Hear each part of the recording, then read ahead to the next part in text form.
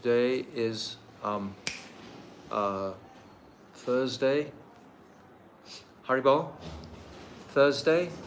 15. Tuesday the 15th. Sorry. Tuesday, the 15th of July 2025. And we're still immersed in our Adi-lila, chapter 7. And we'll go through it. I'll say some mantras first. Agyan timirandasya gyananjala shalakaya chakshu unmilitam jena tasmai shri gurave namaha. Gurave gauda chandraya radhikaya tadalaye krishnaya krishna bhaktaya tadabhaktaya namo namaha. Shri Caitanya manobishtam shtapitam jena bhutale swayam rupa kadamayam dadati shwapadantikam. Anapita chirim chirat kuruna varatino kalo samarapaitam unnata ujvala rasam swabhakti shriyam. Haripurata sundarata dikatam satipita sada hridare kandare spuratu vasachinandanaha. Priya sarupe, daita sarupe, prema sarupe, sahajavi rupe, nijana rupe, prabhueka rupe, tatana rupe, swavalasa rupe.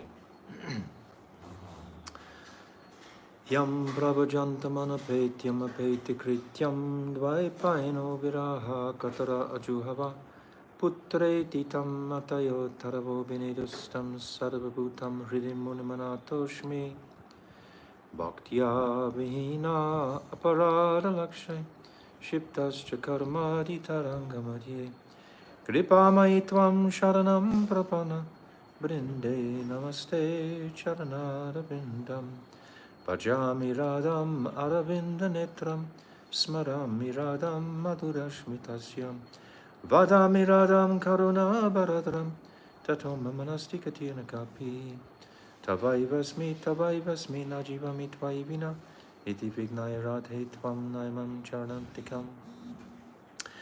I'm first of all offering millions and millions of Dandavat pranams unto the lotus feet of my beloved Gurudev, Adi-lila Pravishta Om Asto Tarasara Shishimad Srila Bhaktivedanta Narayan Goswami Maharaj. And I'm offering the same again millions and millions of times unto the lotus feet of our most beloved Adi-lila Pravishta Om Asto Tarasara Shishimad Srila Bhaktivedanta Swami Srila Prabhupada. And again, I'm offering all my Dandavat pranams to our dearmost Sri Krishnadas Kaviraj Goswami and to all our divine Rupanuga Guru Varga. My Dandavat pranams to all. Vancha kalpa tarubhyascha kripa sindhubevacha patitanam pavanebhyo vaishnavebhyo namo namaha. So, yesterday we reached this place in this 7th chapter where Mahaprabhu is performing an absolute miracle. We've discussed at length the nature of Mayavad, but the Mayavadis that Mahaprabhu has come to purify are what we would call hardcore Mayavadis. They're sannyasis, the sannyasi Mayavadis, and their doctrine is Brahmagyan. Their doctrine ultimately is of a Sayuja Mukti goal. That is their intention. And I read yesterday a beautiful part of the Brihat Bhagavatamrita where Mahadev, who actually planted Sankaracharya, planted this Advaita philosophy, Advaitavad philosophy, on the order of Krishna to bring back the Vedic teachings into India after Buddha, Lord Buddha, who's Krishna himself. So the whole process is under the control of Krishna from the very beginning. This Buddhistic philosophy had to propagate nirvana, ahimsa. This was the original Buddhistic philosophy. And then there was the Sakya Singha Buddha, the second Buddha, who was a complete Mayavad, not Krishna at all. So he was just fully Mayavad. And that's what most people follow today. So the Advaita sannyasis, these Mayavadi sannyasis, are still very, very prominent in the world today. They didn't all get purified, but a good number. The number, I think, is 60,000. That's in the whole of Varanasi. Who he's speaking to here today wouldn't number that many, because they're all taking prasadam at one Brahman's house. So you wouldn't be able to get 60,000 sannyasis in one Brahman's house. So I think more like about 6,000 perhaps. I have to check the numbers of the sannyasis that are being purified here. But Mahaprabhu is casting his net, and he wants to catch everyone with his liberality to come to this personal conception of Krishna as the Supreme Personality of Godhead. Only this way will pure bhakti flourish. There must be a relationship between the subject and the object. If there's no relationship, how can there be love? If love is the prerequisite, if love is the principle, how can there be love when it's only one? Where is the love? And God disappears when I become God. That's what pure Mayavad is. Sayuja Mukti. I become, actually merge into the Brahmajyoti. And there's a place to merge into the Brahmajyoti. And billions do merge into the Brahmajyoti. And I've already said before how the illumination from their soul enhances the Brahmajyoti. So they're still serving God, even unknowingly. You can't escape from this. But if you knowingly render devotional service to God, the bliss that you experience is a billion, trillion, zillion times more than this impersonal conception. But the bliss is not our focus necessarily, although in the early stages we say like that. For a neophyte, we'll want to know where's the highest anand, where's the highest bliss. But as we progress in devotional service, we want to know where is the connection with Krishna. This is what we become hungry to understand. How can I please this Lord of the universe? How can I please him in so many different ways? We're concerned with our devotional progress in that way. So now Mahaprabhu has been speaking, and he's been describing yesterday how about the different bhavs and ecstatic symptoms that he's feeling. It's talking about perspiration, trembling, standing on end of one's bodily hairs, tears, faltering of the voice, fading, complexion, madness, melancholy, patience, pride, joy, humility. These are natural symptoms of ecstatic love of God. And Mahaprabhu has been exhibiting these, and the sannyasis have been critical of them. So Mahaprabhu is, in a very indirect way, speaking to them about these emotions, these bhavs, saying how he came to his guru and was talking about, and his guru was supporting him tasting these moods. So the sannyasis are all listening. And then today we're going to come to the part, hopefully, where they actually express their appreciation for what Mahaprabhu is saying. They've listened. They've listened because, first of all, Mahaprabhu had to demonstrate his tremendous Aishwarya opulence in exhibiting that huge aura when he first sat down in the foot washing place. And now he's conversing with them. So because of that aura, that sort of purified a lot of stuff, so to speak. Then they started to listen. And then Mahaprabhu was able to give this conception, ultimately, of Braja Prem, because this is the ultimate fruit of Braja Prem, that you feel these ecstasies. This is what the holy name can actually produce. If we follow carefully the path of Rag Marg, then it will come to this place where we're experiencing direct connection with serving the gopis prem. And it will manifest in so many brilliant ways, like these emotions that Mahaprabhu would not be explaining this unless it was accessible for us. Why would he be doing it? If it was well beyond your adhikar and capability, why would Mahaprabhu be even mentioning it? It's never been preached before Mahaprabhu, never. This is the first time. that it's ever been preached on the planet, and will be the last time it's ever been preached on the planet. This is what I've said consistently, that we shouldn't imagine that these teachings will go on for thousands and thousands of years. The teachings of Shuddha Bhakti will go on for the next 10,000 years or more, but Braja Prem, Rag Mag, will not. It will go on for a few hundred years, because we see the climate today, for example. Most of the Gaudiya Math in India are not discussing particularly about Vrindavan pastimes. They bring them in, incidentally, but it's not a prominent feature. It was only my Gurudev who put it right on the front burner in his preaching. And any respectable, we can say even Babaji today, is going to be taking reference from my Gurudev today, from his teachings. And he's given his commentary on Gita Govinda, he's given Gopi Gita, he's given Brahmara Gita, the entire Bhagavatam, and this Caitanya Caritamrta. My Gurudev is described as the walking, talking Caitanya Caritamrta. He would describe the Ratha Yatra festival so many times. Now, these teachings are not commonly discussed in other Gaudiya Maths. And if they are, they're taking the cue or the teachings from my Gurudev. They've read that, and that's what they're following. So it's not a common path now, and it's not supposed to be common, because Rag Mag is very exclusive.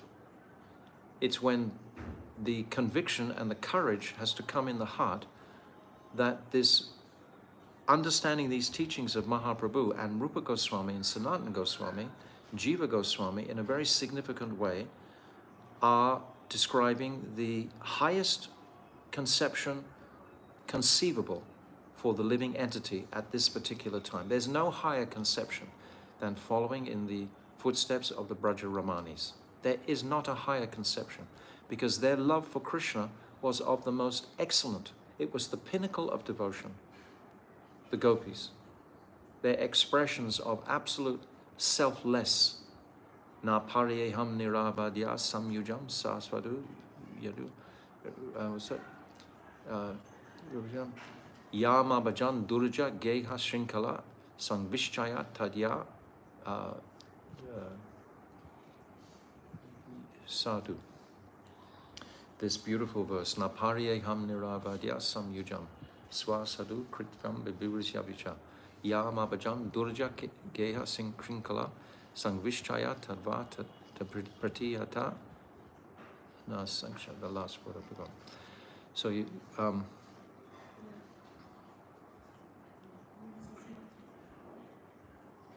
Krishna is glorifying the gopis when he returns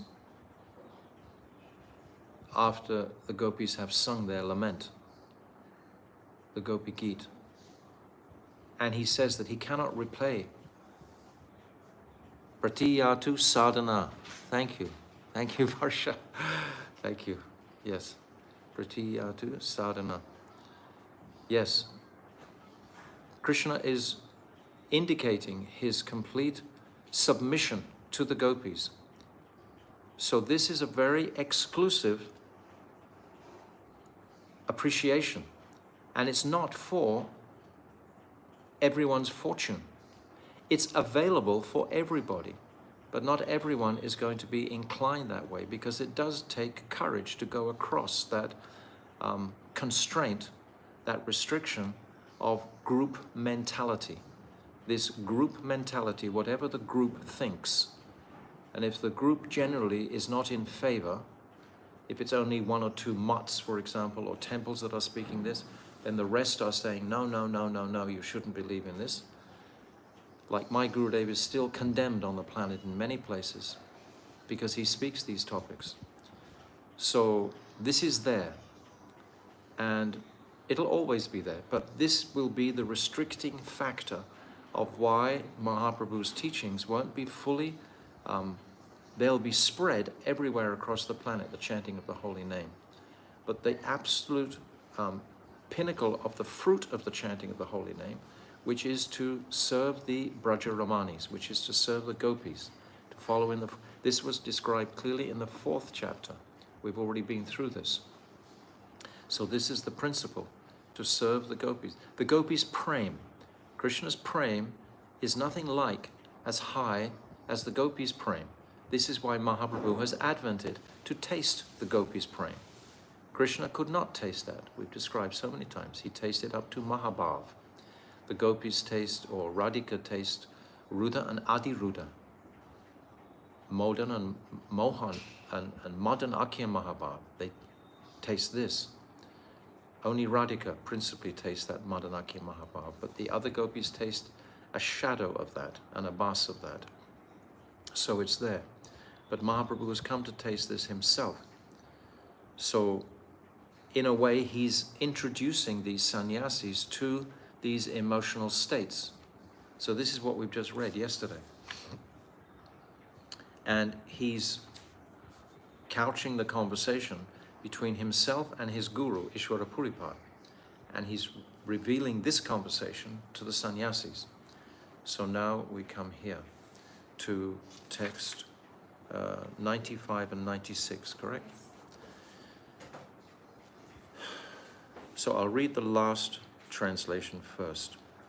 When a person is actually advanced and takes pleasure in chanting the holy name of the Lord, who is very dear to him, he is agitated and loudly chants the holy name.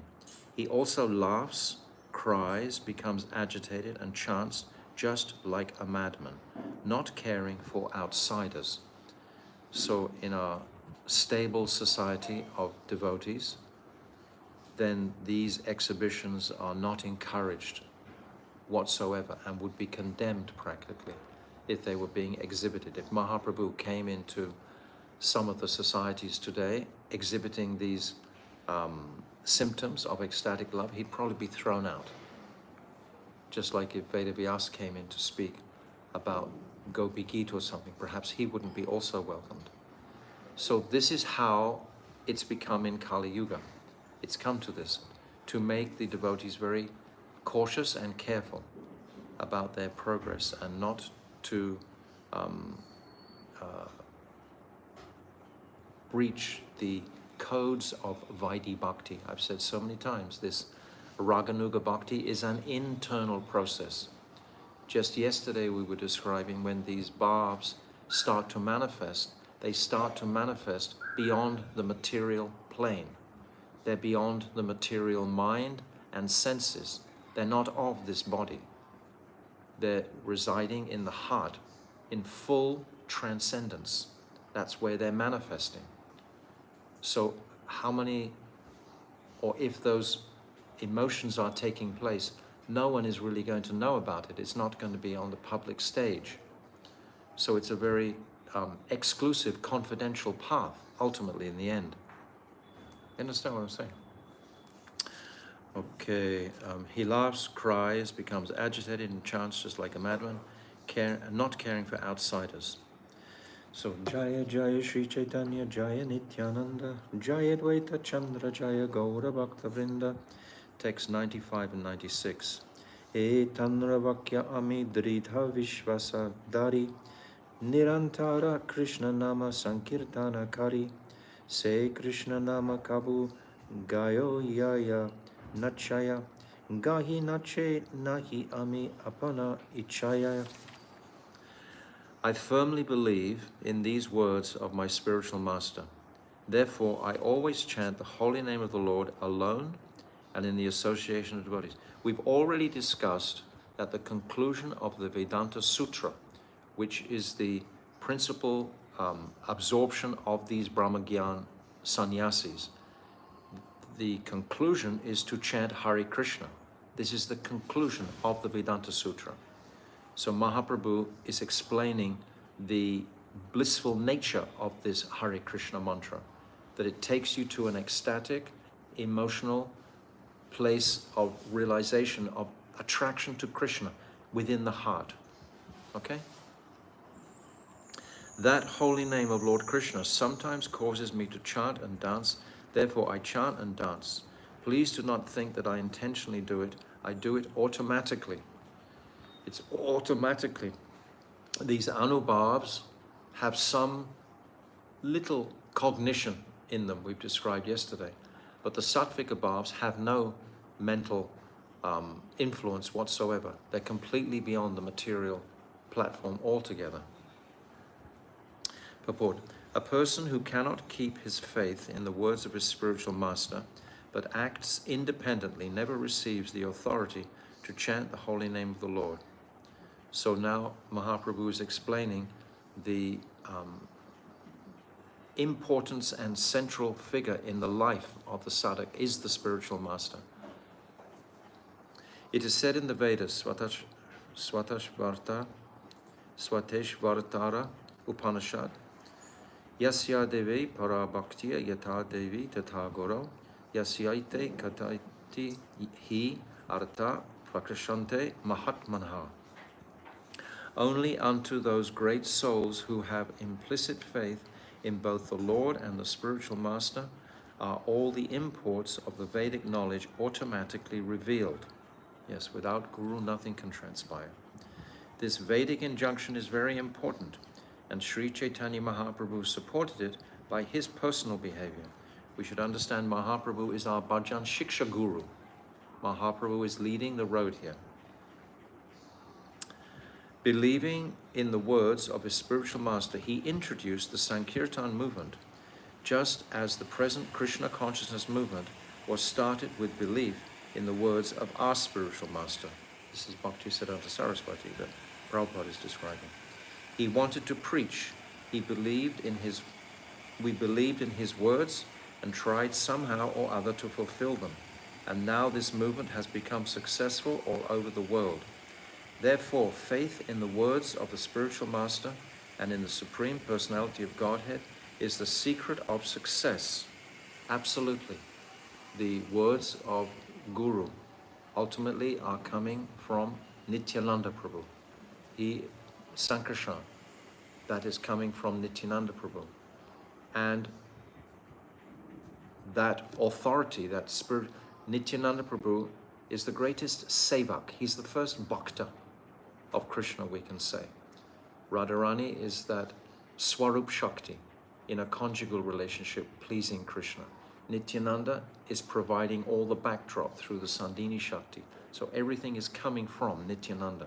And ultimately, Sadguru is coming in that same energy, that same line from Nityananda. Sri Chaitanya Mahaprabhu never disobeyed the orders of his spiritual master and stopped propagating the Sankirtan movement, even though he was criticized so much in Varanasi, so much criticized. But understand why, because Mahaprabhu's mission hadn't spread then. Mahaprabhu hadn't even established his mission. He was in the process. He'd only been demonstrating his mission for a few years. Since 1510 is when he took sannyas. So he's only demonstrating for 5 years of this. This time is about 1514 or 1515.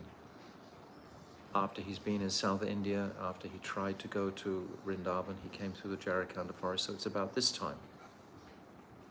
Srila Bhaktisiddhanta Saraswati Goswami, at the time of his passing away, ordered all his disciples to work conjointly to preach the mission of Chaitanya Mahaprabhu all over the world. Later, however, some self-interested, foolish disciples disobeyed his orders. Each one of them wanted to become head of the mission, and they fought in the courts, neglecting the order of the spiritual master, and the entire mission was defeated. We are not proud of this. However, the truth must be explained. We believe in the words of our spiritual master and started in a humble way, in a helpless way, but due to the spiritual force of the order of the Supreme Authority, this movement has become successful. So this principal teaching of following the direct injunction of Guru. And we've seen what has actually eventuated is we have so many mats now. But personally, I don't think that's a problem. I think all those individuals, Bhakti Rakshak Sridhar Maharaj, Bhakti Dvaita Madhav Maharaj, Bhakti Pragan Maharaj, Bhakti Pramod Puri Maharaj, Bhakti Vaibhav Puri Maharaj, all of these personalities, they all had something to say that was unique to the gift of Mahaprabhu. So they needed their own place. So that was arranged by Krishna, that each had their own place ultimately. So it didn't necessitate Bhaktivedanta Swami Prabhupada himself, if he had come across to the West under the umbrella of the Gaudiya Math at that time, he could never have introduced women into the temple, for example. He could never have introduced various businesses to support the temple. So many innovations that he did spontaneously. He didn't have anyone with him. So just on the connection with his guru, he was able to do what he did. But still the force of his guru was there.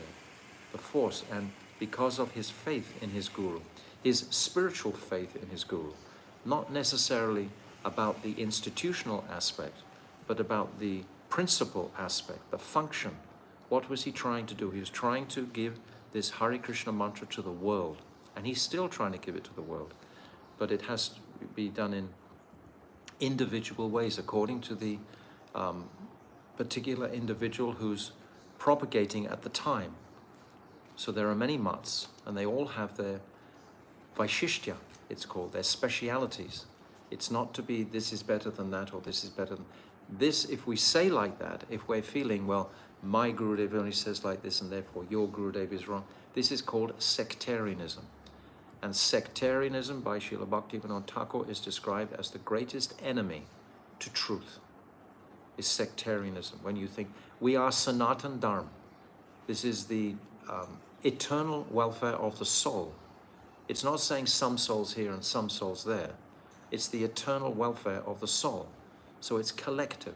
And this Hare Krishna Maha Mantra is an eternal benefit to humanity. And it can't be copyrighted like some are trying to do, whatever. It can't be in any way legislated. It's a condition of the soul beyond this material plane. Sectarianism immediately brings it into the sectarian world, the material world rather. It is to be understood that when Sri Chaitanya Mahaprabhu chanted and danced, he did so by the influence of the pleasure potency of the spiritual world, that Hladini Shakti, Swarup Shakti.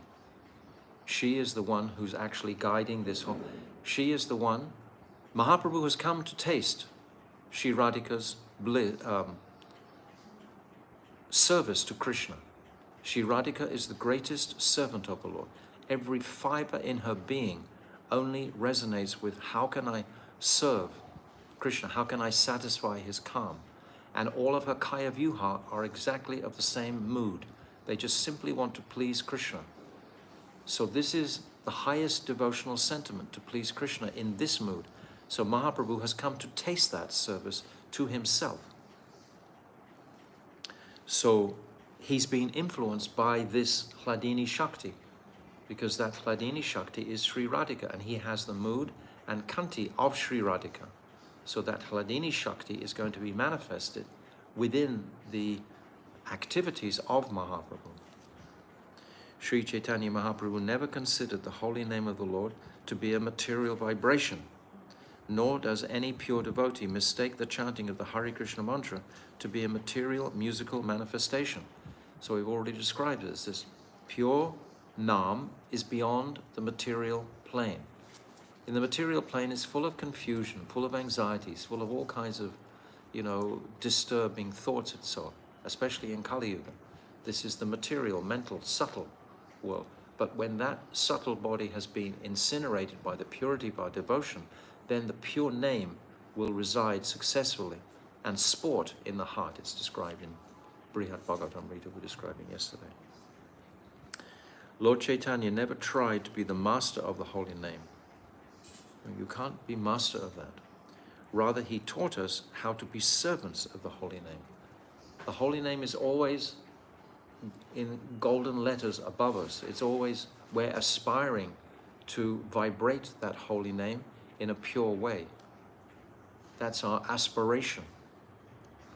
Never that, oh yes, I have the holy name in my pocket or something like that. Many times people, they use the holy name just to make them feel calm, make them feel shanti. This is the beginning of our devotional practice, and there's nothing wrong with that. It's natural. But that lends the idea, or leads to the idea that yes, perhaps we're still seeking liberation, freedom from worry, anxiety, wanting confidence in our own abilities, etc., wanting to realize our real spiritual nature, etc. But when we have developed our consciousnesses to focus on our attraction to Krishna, exclusively. That almost seems impossible in the conditioned stage. But the point is, it's natural to our souls. That's the nature of the soul, is to be attracted to Krishna. It's its very nature. We simply have to clear the obstacles to allowing our nature to manifest itself. And then our nature will only want to run to Krishna. There will be no, we can't force this. We said that verse yesterday. What's that? Yes.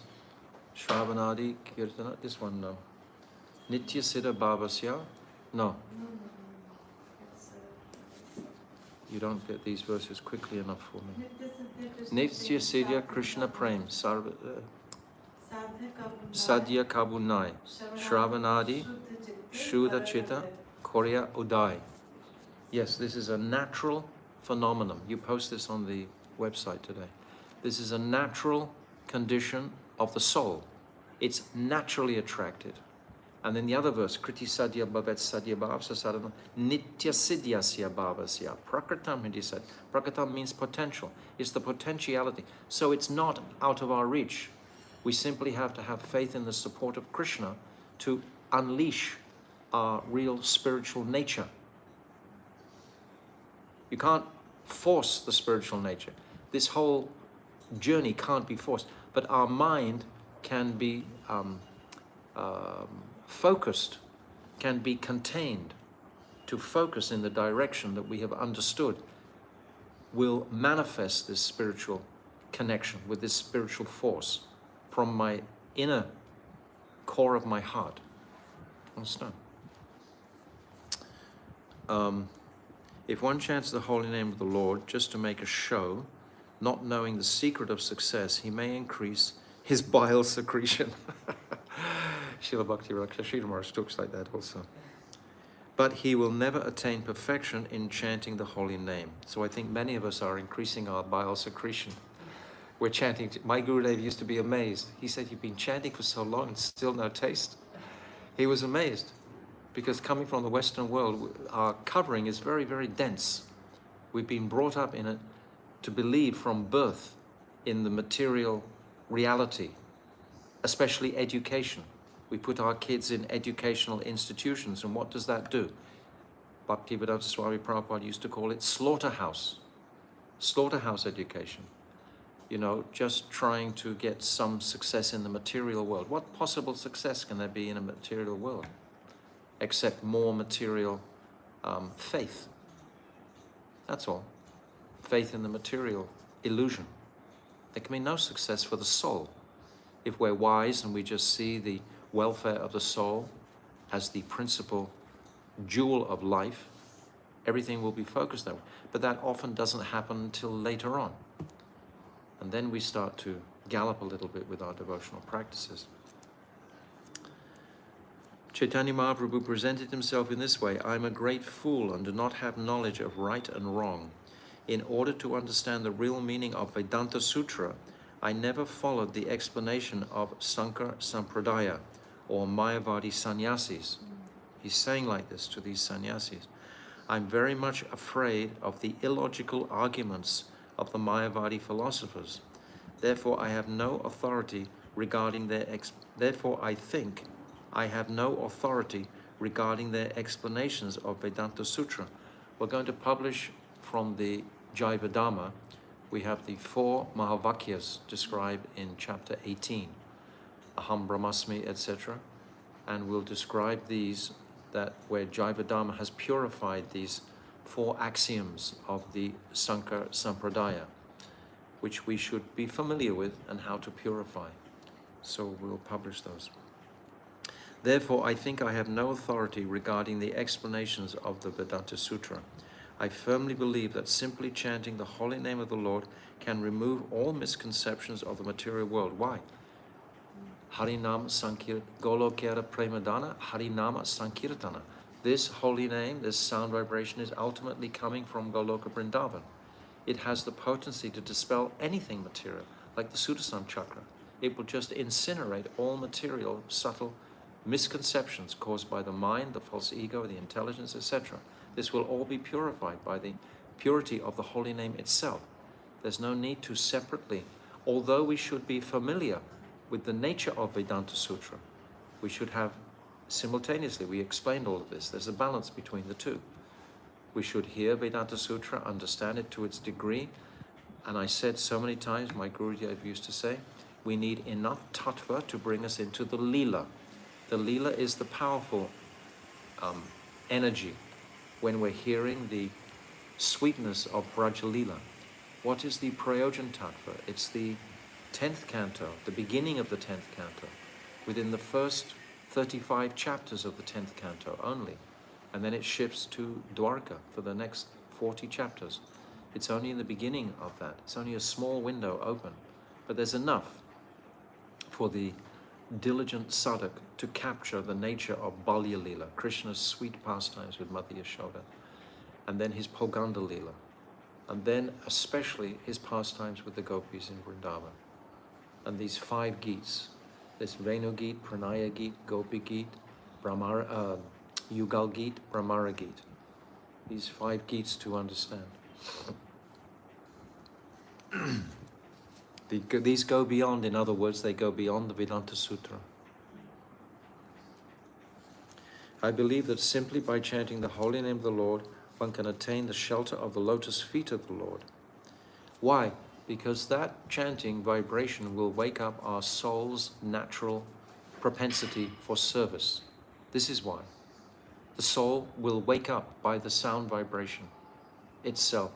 What is that wake up? Just to become dedicated sevaks of Sri Krishna and his parikas, particularly the gopis. It's all been unpacked very, very clearly already in the 4th chapter, that the gopis' prem is our prayojan. So this is all explained in the 10th canto. In this age of quarrel and disagreement, the chanting of the holy names is the only way to liberation from the material clutches. Well, material clutches means the subtle body, the mind, intelligence, false ego. And we've just read yesterday how this holy name, or these barbs, are manifesting from a stage beyond there. Understand? By chanting the holy name, Lord Chaitanya continued, I became almost mad. Mad in the sense of the material judgment of him. There's an expression, to be very sane according to all the material judgments of the world is often a goal of education. To appear very sane in the world according to everyone else's judgment. But everyone else is completely mad because they're all intoxicated by the material illusion. All of them are intoxicated by the identification of the body. All of them are on the bodily platform. This is all an illusion of the soul. The soul has become bewildered. The soul actually is separate. The soul is getting covered. The soul is covered, yes, by this acquired nature. And the whole world is under this acquired nature, this nishad. Very good. You got it.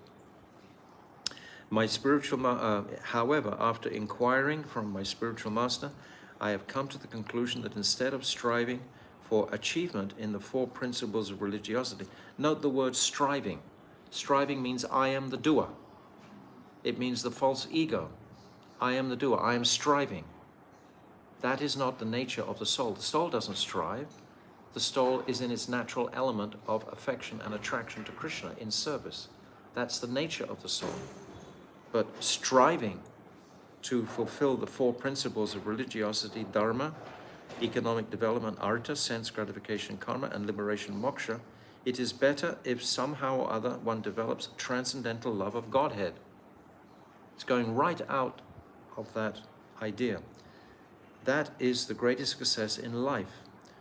One who has attained love of God, Godhead, chants and dances by his nature, not caring for the public. Doesn't matter because he's lost all interest in this material false ego or what anyone thinks. And this can be a very fearful condition of public opinion, especially more so in ladies than men. Because ladies generally, there's a difference in the genders. And ladies generally, they are more affected by public opinion, especially the gopis, for example. This shows their greatness. They were concerned for their dharmic principles. They were concerned for their reputations, etc. And they broke everything.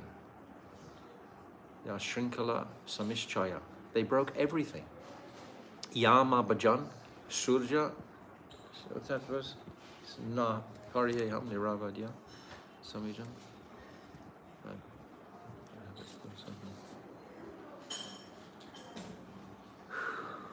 Nama Bhajan Durjaya Gehas Shrinkhala. Deha Shrinkala, yes. They've broken the shackles of this material world, and so much more difficult, I'm explaining, especially a young girl. A young girl bases her life on her reputation, on her chastity. Nothing is more impressed upon her consciousness than that. But the nature of this parakya, that's why Braja Prem must be of the parakya nature, because the parakya nature takes it right out of any type of consideration of public judgment on it. They have to tackle this obstacle daily. And by tackling that obstacle, that increases their eagerness, ultimately, to attain Krishna. Because only this greed, we know this greed is the symptom of Raganuga Bhakti. So this greed is excelled in the activities of the gopis, because they have to daily deal with all these huge obstacles from their parents, their mother-in-law, even the gopas, their husbands, their children, and they have to constantly. So the courage that is needed to break that material boundary is super demonstrated in the gopis' lives. It's a very courageous act. And they did it alone. We've said many times, they did it, this Pranaya Geet, when Krishna calls them on his flute. He called each gopi. They just heard their names, and they ran individually, alone, thinking that they were doing this alone. It wasn't a group. In a group, you feel some sort of security. Huh? In a group, you feel some support. Some support, yeah. There's no support. No support. They just individually ran. How great are the gopis? 14, 15-year-old girls. Mostly 14, even 13. Brought up in India, in a land of dharma, externally, where chastity and humility are the principal qualities within a woman that are venerated by all the populace. And naturally, you just see the young girls today walking around generally with their mothers. So many times I see the mothers with their young daughter. I see Padma downstairs with Dhanishta walking everywhere. This is the nature, this is the dharma of the country. In the Western world, of course, it has nothing to do with dharma. They're not founded on dharma. They don't even know what the word dharma means. They say it's religion. And what is religion? You go to the church and you pray for your daily bread. So it's like God is the supplier of bread. God is the baker. God is the one who's going to give me my bread. That's what my impression, that's what the public impression is of religion in the Western world.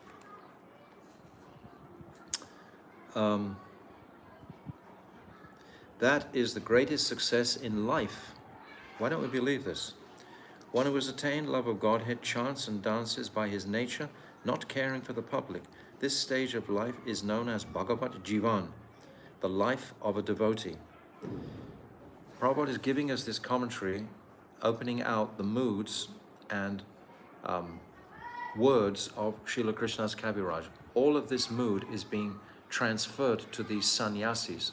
They're hearing this, these sannyasis. We're going to see the result in a minute. Sri Chaitanya Mahaprabhu continued, I never chanted and danced to make an artificial show. These Brahmagyani sannyasis, they often are making a show in the public how renounced they are. I've seen sometimes they walk and push the public away. We are special, you know. We're in the saffron order. Step aside. Because generally soft-hearted Indians, they honor the saffron color. They'll respect it. But if you take advantage of that and think, yes, you are very important, that you're no longer a spirit soul, you're something beyond that, this is what can happen. We have to go through all these hurdles, so to speak.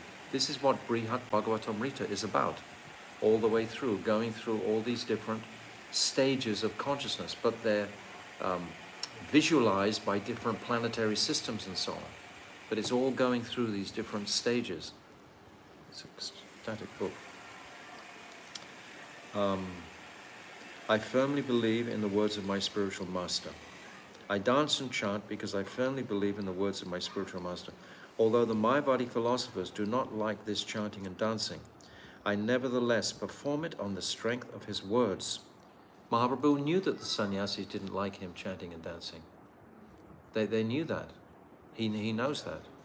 But still, the order of his spiritual master is more important than public opinion. My Gurudev used to say regularly, if the whole world is thinking one thing and my spiritual master is thinking another, I am going that way. That is real nishta. In that way that my Guru is going. The whole world may condemn him, like the whole world practically condemned my Gurudev for so long. And Srila Bhakti Rakshak Sridhar Maharaj, they also condemned him. They're still condemning him in so many ways, different groups and so on. Out of pure ignorance. It's out of ignorance. We shouldn't feel any antagonism towards them. It's only out of pure ignorance that they're condemning. My Gurudev is a Palyadasi of Srimati Radhika. There can be not even a whisper of condemnation in his direction. And if there is, that person is doomed. I nevertheless, and Bhaktivedanta Swami Prabhupada, same. I nevertheless perform it on the strength of his words. Therefore, it is to be concluded that I deserve very little credit for these activities of chanting and dancing. Yes, it's all my Gurudev's mercy. Bhaktivedanta Swami Prabhupada would say the same thing himself. For they are being done automatically by the grace of the Supreme Personality of Godhead.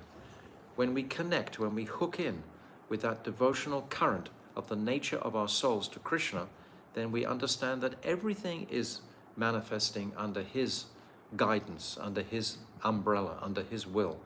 And if we start to break down these societies into various sectarian groups, that's not going to demonstrate our faith in Krishna as being the supreme controller. All of a sudden, I am the supreme controller of my little group. Isn't it? You understand? That takes time to think about it. Okay, text 97. Krishna nama yayananda sindhu ashvadan brahmananda tare age kota daka sam. Translation: compared to the ocean of transcendental bliss that one tastes by chanting the Hare Krishna mantra, the pleasure derived from impersonal Brahman realization, Brahmanand, is like the shallow water in a canal. Now Mahaprabhu is directly jabbing them in the ribs. He's made a soft sell up till this point, but now something very firm is being said. Purport: in the Bhakti Rasamrita Sindhu, it is stated, Brahmando bhavad esha chet paradra guni kritaha naiti bhakti shukham bodhahe paramano tulam api. If Brahmanand, the transcendental bliss derived from understanding impersonal Brahman, were multiplied 1,000,000 times, such a quantity of Brahman could not compare with even an atomic portion of the pleasure relished in pure devotional service. Not only that, but it's our nature to perform devotional service. Regardless of whatever the bliss is, the devotee is not concerned for the quantity of bliss, but in the early days for the neophyte, they have to hear these descriptions. But the more mature devotee, he's only anxious to please the Lord, like Daruka, Daruka is fanning Krishna's chariot driver, and he's feeling ecstatic symptoms in his arm. It's disturbing his fanning of Krishna. He condemns these ecstatic symptoms. Oh, don't come. I'm trying to do these are disturbing me, his ecstasies. So in that mood, the service is the priority, not the apparent fruit. Don't become caught by thinking that, ultimately. But initially, yes, we can think like that. Text 98. Tvakshakshat karanam balad karana alada vishudabdi shtitasyame sukani gospadayante brahmani api jagat guru. Translation. My dear Lord, O Master of the universe, since I have directly seen you, my transcendental bliss has taken the shape of a great ocean. Being situated in that ocean, I now realize all other so-called happiness to be like the water contained in the hoofprint of a calf. Purport. The transcendental bliss enjoyed in pure devotional service is like an ocean, whereas material happiness and even the happiness to be derived from the realization of impersonal Brahman are just like the water in the hoofprint of a calf. This is a verse from the Hari Bhakti Sudhaya. Why are so many verses being recorded here? Because actually materially, the bliss of Brahman is ecstatic. All of a sudden, you have no more material anxieties. You're freed from the material crushing pains of life. It's ecstatic. But it's nothing compared to the reality of pure devotional service. So these are being written clearly to expose that. Because if you actually come into the Brahman, you won't want to go further. Just like in Brihad Bhagavatamrita, again, we read yesterday, in this Sayuja Mukti, Gop Kumar, he's reached that place, and it's very wonderful. He's feeling very blissful. He has no anxieties. He's feeling a great torrent of bliss in his heart. He's feeling complete shanti, shantaha, total satisfaction, no anxieties, no lamentation, nothing. It's completely, that's the state. Why would you want to go further? It captures you like that because it's so sweet and blissful. But Gop Kumar is very fortunate because Lord Shiva is watching over him. He comes into that realm and takes him out of that realm. You have to read this, Brihad Bhagavatamrita, carefully. Text 99. Prabhura Mishtaka Vyakya Suni Sanya Siragana Chita Pira Gela Kahe Madura Vachana. Translation. After hearing Lord Chaitanya Mahaprabhu, all the Mayavadi sannyasis were moved. Now this is when they come into the picture. Their minds changed, and thus they spoke with pleasing words. They've listened because Mahaprabhu demonstrated that Aishwarya initially, the effulgence, that got their attention. Then they gave their ears. Then they've listened to Mahaprabhu describe about meeting with his spiritual master. And they've listened to Mahaprabhu explaining the ecstasies of this chanting Hare Krishna. Something has changed. Their minds have become transformed. Purport. The Mayavadi sannyasis met Chaitanya Mahaprabhu at Varanasi to criticize the Lord regarding his participation in the Sankirtan movement, which they did not like. Just like people didn't like my Gurudev's teachings. My Gurudev was prominently putting Braja Prem on the front burner everywhere. And most of the Gaudiya Mat traditionally was saying, no, don't expose it so much like that. We should go much more slowly and work through Vaidhi Marg and stay in Vaidhi. This wasn't Mahaprabhu's mission. This isn't what he came to give, Vaidhi Marg. Nityananda, Advaita Acharya, they will give that Vaidhi, which is very stable place, secure for the consciousness. This Raganuga Bhakti, and you just get moved by these transcendental emotions and you can act like a madman in the world. No, the regular Gaudiya Mat did not want this. My Gurudev was alone, completely fearless. Where did he get that fearless nature from? From his Guru. Where did he get it from? From Srila Bhakti Siddhanta Saraswati. Where did he get it from? From Srila Bhakti Vinod Thakur. Where did he get it from? Srila Baladev Vidyabhushan, all the way through from Vishwanath Chakravarti, from Rupa Goswami ultimately. Rupa Goswami and Chaitanya Mahaprabhu himself. Where did they all get it from? From Srimati Radhika. It's all coming through there. It's this empowered by Radhika. Her praying. The Mayavadi sannyasis met Chaitanya Mahaprabhu at Varanasi to criticize the Lord regarding his participation in the Sankirtan movement, which they did not like. Neither did the Nawab of Bengal, the Muslim in charge in Navadvip, condemned, broke the drum. What did Mahaprabhu do instantly? He told everyone of the village of Navadvip, light the flames, the torches tonight. Thousands of us will go and visit this Kazi. And thousands of them roamed through Navadvip, having uproarious kirtan, completely everything opposed to what the Nawab had said, the Qazi and his soldier, what the basic authority had said. In those days, that was the authority. People in India today are very dharmic. They will follow the authority. But they had understood that the principles of religion were being challenged by the Muslims. The Muslims don't hold the truths of dharma or religiosity. So therefore they understood dharmically what Mahaprabhu is saying is correct. Therefore they confidently took these torches and went and ravaged the house of the Qazi until he came out shaking. Anyway, beautiful pastime. This demonic nature of opposition to the Sankirtan movement perpetually exists as it existed in the time of Sri Chaitanya Mahaprabhu. Similarly, it existed long before that, even in the time of Prahlad Maharaj. He used to chant in Sankirtan, although his father did not like it. And that was the reason for the misunderstanding between father and son.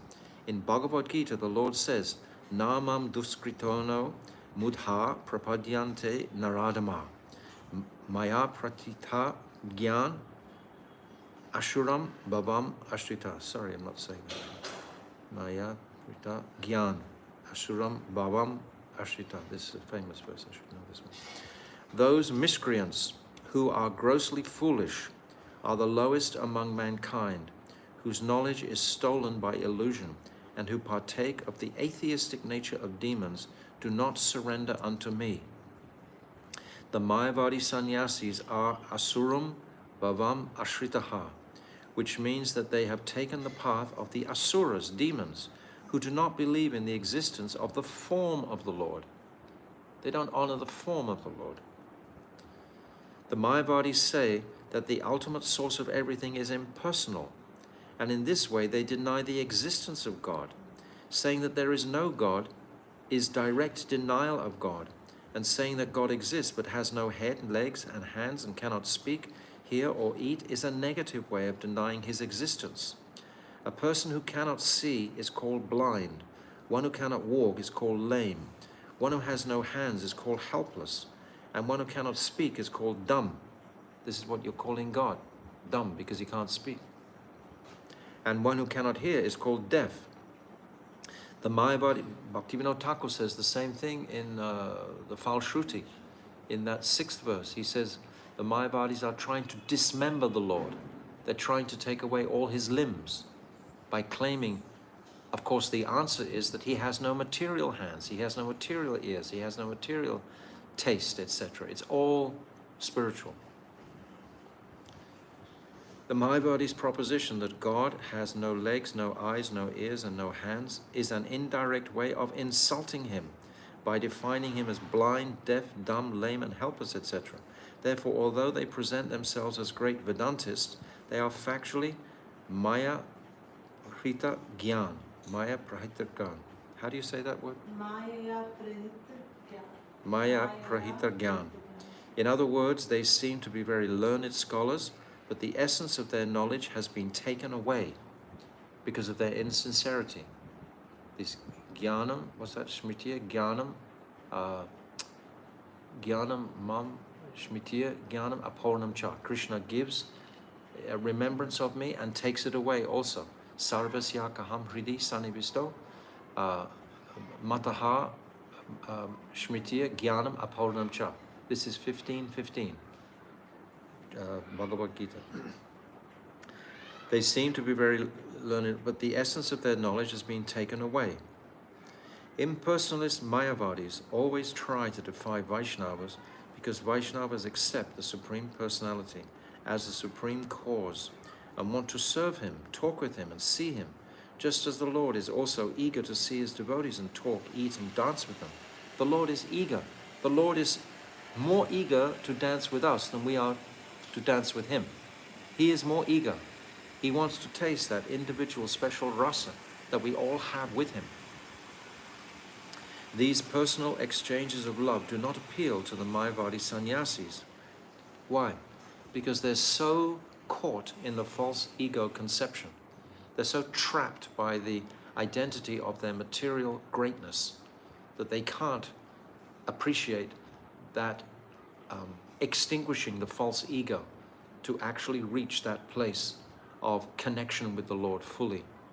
They have to carry that false, it's pride, ultimately, that causes this asuric bhav to be there, isn't it? This pride at heart. Therefore, the original purpose of the Mayavadi sannyasis of Benares in meeting Caitanya Mahaprabhu was to defeat his personal conception of God. That's what they were thinking to do. They were going to defeat him. Sri Caitanya Mahaprabhu, however, as a preacher, turned the minds of the Mayavadi sannyasis, who were melted by the sweet words of Sri Caitanya Mahaprabhu, and thus became friendly and spoke to him, also in sweet words. Similarly, all preachers will have to meet opponents, but they should not make them more inimical. They are already enemies. If we talk to them harshly or impolitely, their enmity will merely increase. Isn't it? You have to flatter and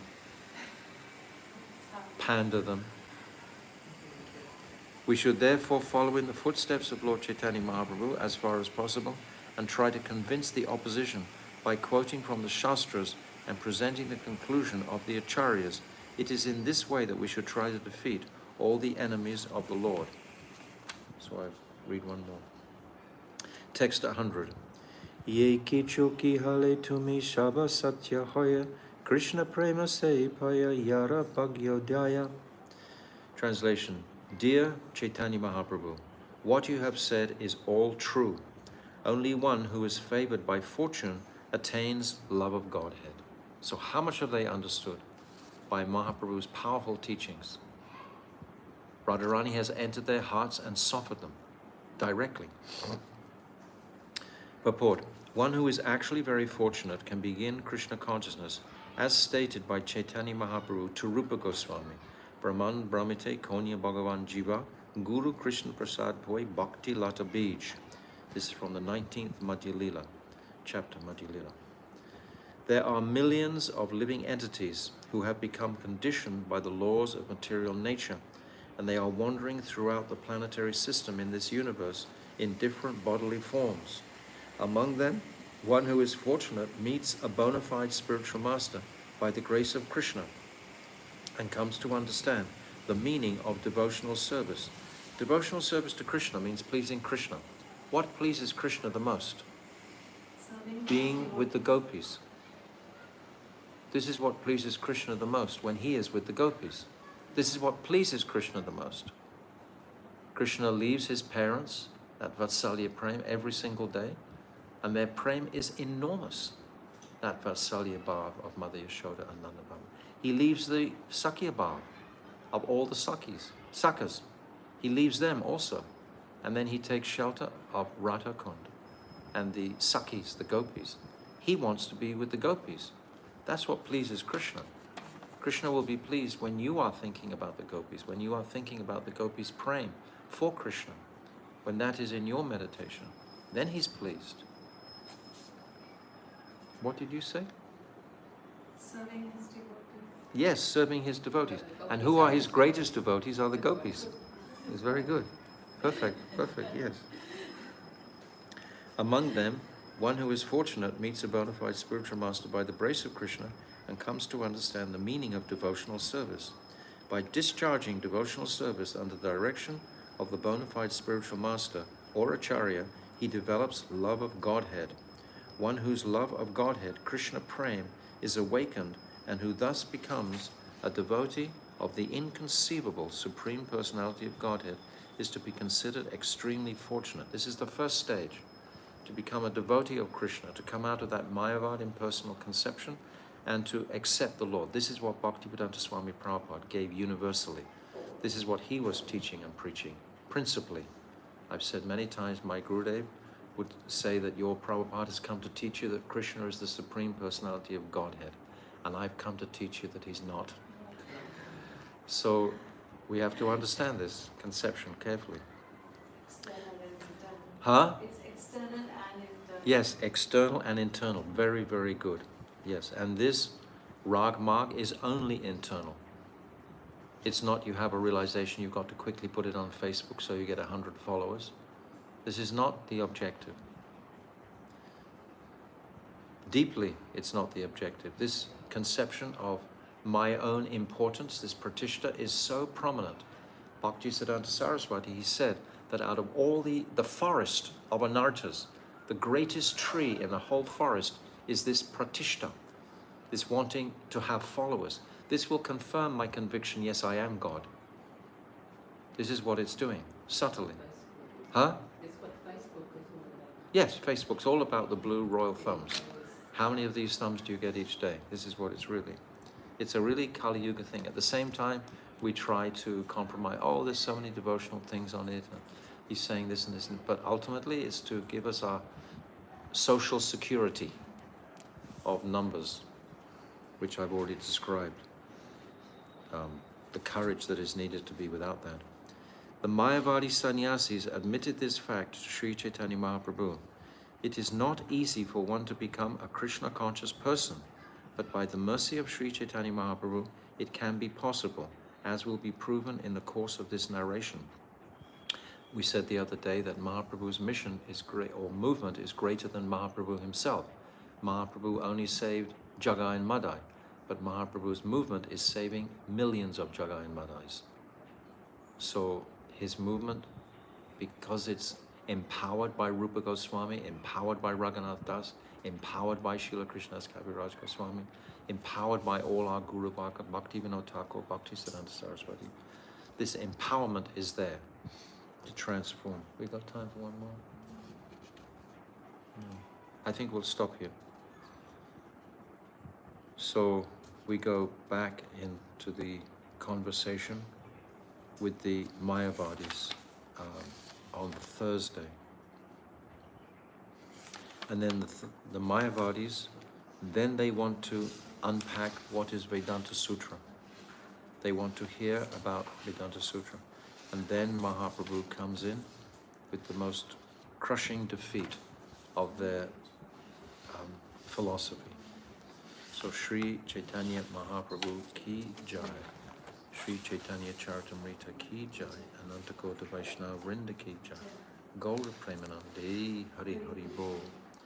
Hare Krishna, Krishna Krishna, Hare Hare, Hare Rama, Rama Rama, Hare Hare, Hare Krishna, Krishna Krishna, Hare Hare, Hare Rama, Rama Rama, Hare Hare. O Hare Krishna, Krishna Krishna, Hare Hare, Hare Rama, Rama Rama, Hare Hare.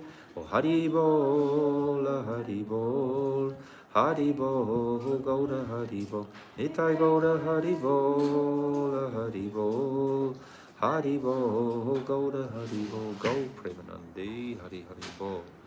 Vanchakalpatarubhyascha kripa. Oh, today is the Tirabhav of Srila Gopal Bhatta Goswami Pad. Almost forgot.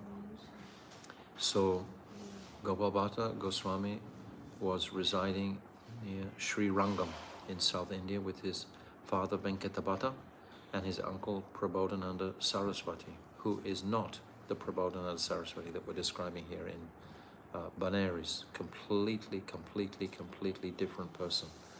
Prabodhananda Saraswati is Tunga Vidya in his spiritual form.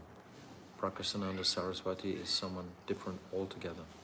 So Gopal Bhatta was staying in the house as a young boy, and Mahaprabhu, he stayed for the 4 months of the rainy season with Venkata Bhatta.